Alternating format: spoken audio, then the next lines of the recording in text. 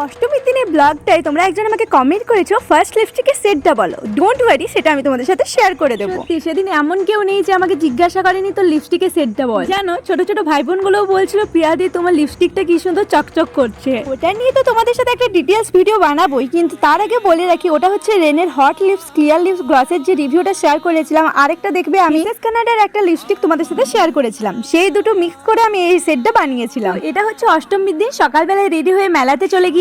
পৌঁছাতে ওখানে আমি দিদি সাথী মিলে গল্প করছিলাম, তারপর এক এক করে সবার সাথে দেখা হলো। সেদিন তো আমরা সকাল থেকে মেলাতেই ছিলাম, আস্তে আস্তে অষ্টমীর পুজো হলো, তারপর সন্ধি পুজোর জন্য সবাই আমরা বসে ওয়েট করছিলাম। হ্যাঁ, আমাদের কাছে পুজো মানে ঘোরাঘুরি নয়, আমাদের গ্রামেই 4টা দিন আমরা কাটিয়ে ফেলি। আর এই 4টে দিন যে কিভাবে চোখের নিমেষে কেটে যায় বুঝতেই পারি না। দেখো, এখন গেছি আমি মেলার উপরে, দিদা আমাকে জাগরে ঘি দিতে পাঠিয়েছিল। জাগর দিয়ে এসে আমি নিবেদার বৃষ্টি আগেই হরিমেলায় জায়গা দখল করে নিয়েছি। ওই যে দেখো মানসীদি হাই করছে, যেমন মিষ্টি দেখতে তেমনি মিষ্টি কথাবার্তা। আমরা সবাই হরিমেলার উপরে ছিলাম, আর এই দেখো পুরো গ্রাম চলে এসেছে, কারণ এখন হবে সন্ধি পুজো। আমাদের এই সন্ধি পুজোর সময় ঠাকুরমশাই এত সুন্দরভাবে মন্ত্র বলেন, এত সুন্দরভাবে পুজো করেন যে পুরো গায়ে কাটা দিয়ে দেয়। তোমরা যদি সেদিনের পুরো ভিডিওটা দেখতে চাও, দেখো চ্যানেলে পোস্ট করা আছে আর নামের নিচেও লিংক আছে।